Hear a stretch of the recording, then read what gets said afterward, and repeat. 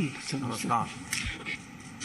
Good morning sir. परम आदरणीय प्रधानमंत्री जी, माननीय मंत्रीगण, तकनीकी एवं उद्योग जगत के प्रतिनिधिगण, स्टार्टअप, एकेडमिया, सिविल सोसाइटी के प्रतिनिधिगण, विभागों के सचिव, विशेषज्ञ, लेडीज एंड जेंटलमैन, आज के पोस्ट बजट वेबिनार में मैं आप सभी का हार्दिक स्वागत करता हूं। वेबिनार का शीर्षक है unleashing the potential, ease of living using technology, यानी प्रौद्योगिकी का उपयोग कर जीवन को बेहतर बनाना। पिछले कुछ सालों में डिजिटल इंडिया ने देश के सामान्य नागरिक के जीवन को बेहतर बनाने में उत्कृष्ट कार्य किया है।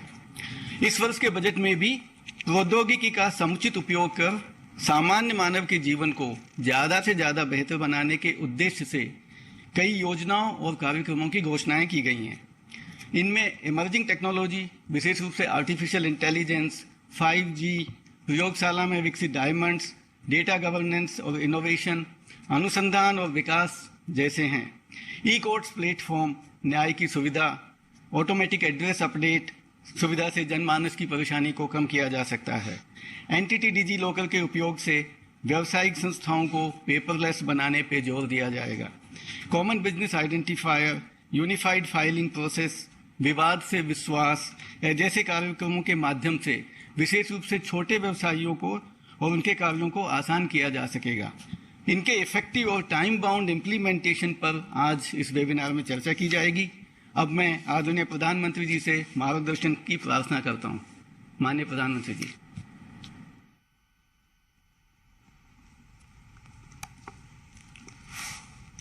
नमस्कार। नेशनल साइंस डे पर हो रहे आज के बजट वेबिनार का विषय बहुत ही महत्वपूर्ण है। 21वीं सदी का बदलता हुआ भारत अपने नागरिकों को टेक्नोलॉजी की ताकत से लगातार नागरिकों को एम्पावर कर रहा है। बीते वर्षों में हमारी सरकार के हर बजट में टेक्नोलॉजी की मदद से देशवासियों की ईज ऑफ लिविंग बढ़ाने पर जोर दिया गया है। इस बार के बजट में भी टेक्नोलॉजी, लेकिन साथ साथ ह्यूमन टच को प्राथमिकता, ये हमारा प्रयास हुआ रहा है। साथियों, एक जमाना था जब हमारे देश में सरकार की प्राथमिकताओं में बहुत ज्यादा विरोधाभास नजर आता था।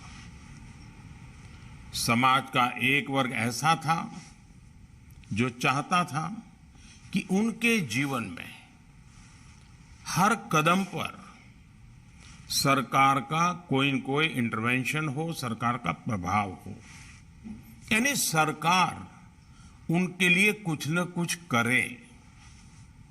लेकिन पहले की सरकारों के समय इस वर्ग ने हमेशा अभाव ही महसूस किया। अभाव में जिंदगी जूझने में ही निकल जाती थी। समाज में ऐसे लोगों का भी वर्ग था, ये दूसरे प्रकार का था, जो स्वयं के सामर्थ्य से आगे बढ़ना चाहता था।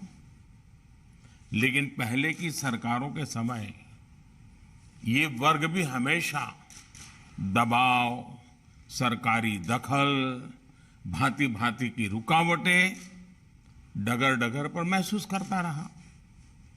हमारी सरकार के बीते कुछ वर्षों के प्रयासों से अब यह स्थिति बदलने लगी है। आज सरकार की नीतियां और निर्णयों का सकारात्मक प्रभाव हर उस जगह देखने को लगा है जिसकी सबसे ज्यादा जरूरत है। हमारा प्रयास हर गरीब और वंचित के जीवन को आसान बना रहा है, उनकी ईज ऑफ लिविंग बढ़ा रहा है। लोगों के जीवन में सरकार का दखल और दबाव भी कम हो रहा है। आज लोग सरकार को रास्ते की रुकावट नहीं मानते हैं, बल्कि लोग हमारी सरकार को नए अवसरों के कैटालिस्ट के तौर पर देखते हैं और निश्चित तौर पर इसमें टेक्नोलॉजी की बहुत बड़ी भूमिका रही है। आप देखिए, technology one nation one ration card का आधार बनी और इससे करोड़ों गरीबों को पारदर्शिता से राशन मिलना सुनिश्चित हुआ। और दूसरे, जो प्रवासी मजदूर होते हैं, जो माइग्रेंट लेबरर्स होते हैं, उनके लिए तो एक बहुत बड़ा आशीर्वाद बन गया। टेक्नोलॉजी जनधन अकाउंट, आधार और मोबाइल, इन तीनों के कारण करोड़ों गरीबों के बैंक खातों में सीधे पैसा भेजना संभव हुआ। उसी प्रकार से टेक्नोलॉजी आरोग्य सेतु और कोविन ऐप उसका एक महत्वपूर्ण साधन बनी और इससे कोरोना के दौरान ट्रेसिंग और वैक्सीनेशन में बड़ी मदद मिली। हम देखते हैं आज टेक्नोलॉजी ने रेलवे रिजर्वेशन को और आधुनिक बनाया और सामान्य से सामान्य मानवी को इसमें कितना बड़ा सिरदर्द हो गया। कॉमन सर्विस सेंटर का नेटवर्क भी गरीब से गरीब व्यक्ति को टेक्नोलॉजी के माध्यम से सरकारी सेवाओं के बड़ी आसानी से जोड़ रहा है। ऐसे अनेक फैसले लेकर हमारी सरकार ने देशवासियों की ईज ऑफ लिविंग बढ़ाई है। साथियों, आज भारत का हर नागरिक इस बदलाव को स्पष्ट तौर पर महसूस कर रहा है कि अब सरकार के साथ संवाद करना कितना आसान हो गया है। यानी सरकार तक देशवासी आसानी से अपनी बात पहुंचा रहे हैं और उसका समाधान भी उन्हें तुरंत मिल रहा है। जैसे टैक्स से संबंधित शिकायतें पहले बहुत ज्यादा होती थी और उसके कारण उसके माध्यम से टैक्स पेयर्स को कई तरीके से परेशान किया जाता था। इसलिए हमने टेक्नोलॉजी की मदद से टैक्स की पूरी प्रक्रिया को फेसलेस कर दिया। अब आपकी शिकायतों और उसके निपटारे के बीच कोई व्यक्ति नहीं, सिर्फ टेक्नोलॉजी है। ये मैंने आपको एक उदाहरण दिया है, लेकिन दूसरे विभागों में भी टेक्नोलॉजी की मदद से हम ज्यादा बेहतर तरीके से समस्याओं का समाधान कर सकते हैं। अलग अलग विभाग अपनी सेवाओं को ग्लोबल स्टैंडर्ड का बनाने के लिए मिलकर टेक्नोलॉजी का उपयोग कर सकते हैं। इससे एक कदम आगे बढ़ते हुए हम उन क्षेत्रों की भी पहचान कर सकते हैं जहां सरकार से संवाद को और आसान बनाया जा सकता है। साथियों, आप जानते हैं कि हम मिशन कर्मयोगी के द्वारा सरकारी कर्मचारियों को ट्रेनिंग दे रहे हैं। इस ट्रेनिंग के पीछे हमारा उद्देश्य यही है कि कर्मचारियों का सिटीजन सेंट्रिक बनाया जाए। इस ट्रेनिंग कोर्स को अपडेट करते रहने की जरूरत है, लेकिन इसका बेहतर परिणाम तभी मिलेगा जब इसमें बदलाव लोगों के फीडबैक के आधार पर हो। हम एक ऐसा सिस्टम तैयार कर सकते हैं जिससे ट्रेनिंग कोर्स को बेहतर बनाने के लिए लोगों के सुझाव मिलते रहें। साथियों, टेक्नोलॉजी हर किसी तक सही और सटीक इंफॉर्मेशन पहुंचाकर सबको आगे बढ़ने का समान अवसर दे रही है। हमारी सरकार टेक्नोलॉजी को बढ़ावा देने के लिए बड़े पैमाने पर इन्वेस्ट कर रही है। हम भारत में आधुनिक डिजिटल इंफ्रास्ट्रक्चर तैयार कर रहे हैं, साथ ही ये भी सुनिश्चित कर रहे हैं कि डिजिटल क्रांति का फायदा समाज के हर वर्ग तक पहुंचे।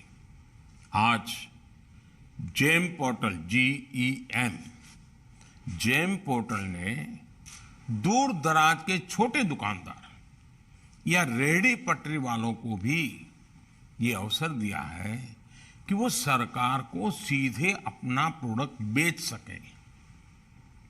ई-नाम ने किसानों को अलग अलग जगहों के खरीदारों से जुड़ने का अवसर दिया है।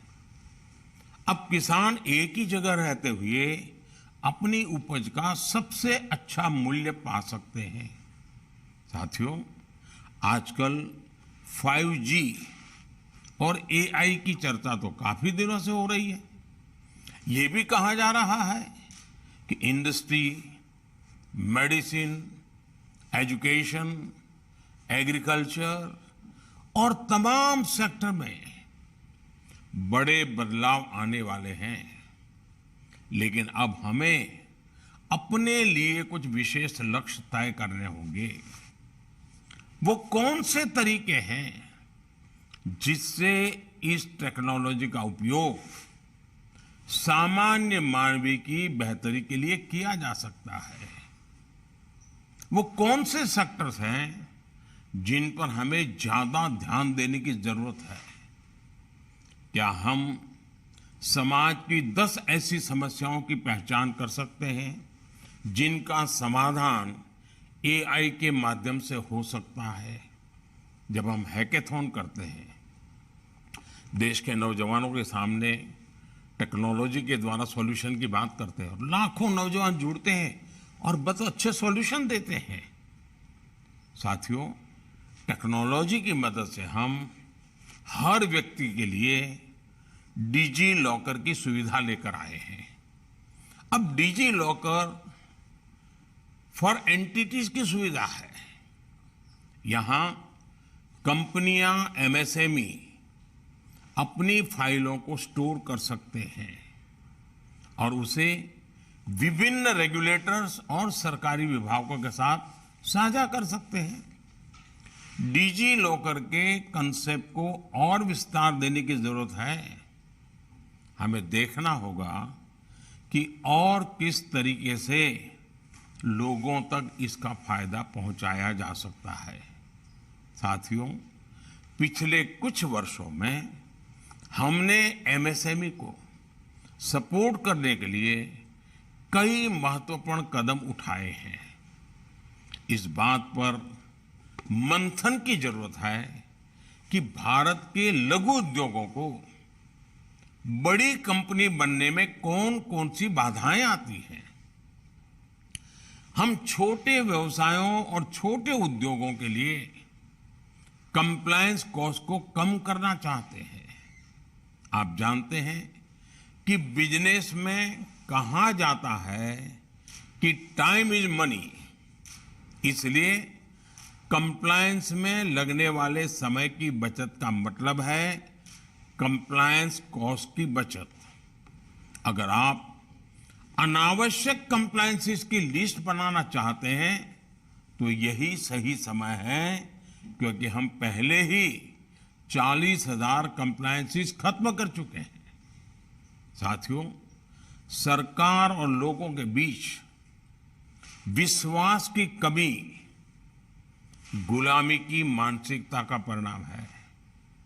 लेकिन आज छोटी गलतियों को डीक्रिमिनलाइज करके और MSME लोन के गारंटर के तौर पर सरकार ने लोगों का भरोसा जीता है। लेकिन हमें रुकना नहीं है। हमें ये भी देखना होगा कि दुनिया के दूसरे देशों में समाज के साथ विश्वास मजबूत करने के लिए क्या किया गया है। हम उनसे सीखकर अपने देश में भी वैसे प्रयास कर सकते हैं। साथियों, बजट या किसी सरकारी पॉलिसी की सफलता कुछ हद तक इस बात पर निर्भर करती है कि उसे कितने अच्छे तरीके से तैयार किया गया है, लेकिन इससे ज्यादा उसे लागू करने का तरीका महत्वपूर्ण होता है। इसमें लोगों का सहयोग बहुत अहम है। मुझे विश्वास है कि आप सभी स्टेक होल्डर्स के इनपुट से ईज ऑफ लिविंग को और ज्यादा बढ़ावा मिलेगा। और मैं जरूर कहना चाहूंगा कि हम ये कहते हैं मैन्युफैक्चरिंग हब बनाना, जीरो डिफेक्ट जीरो इफेक्ट, ये हमारे लिए प्राथमिकता होनी चाहिए। हमारी क्वालिटी में कोई कॉम्प्रोमाइज नहीं होना चाहिए और उसमें टेक्नोलॉजी बहुत मदद कर सकती है। हम टेक्नोलॉजी की मदद से प्रोडक्शन में बहुत बारीकियों तक, बहुत ही फिनिश वे में प्रोडक्ट लेकर के आ सकते हैं और तभी ग्लोबल मार्केट हम कैप्चर कर सकते हैं। हमने इस बात को स्वीकार करना होगा कि 21वीं सदी टेक्नोलॉजी ड्रिवन है। जीवन में टेक्नोलॉजी का प्रभाव बहुत बढ़ने वाला है। हम सिर्फ अपने आप को इंटरनेट और डिजिटल टेक्नोलॉजी तक सीमित न रखें।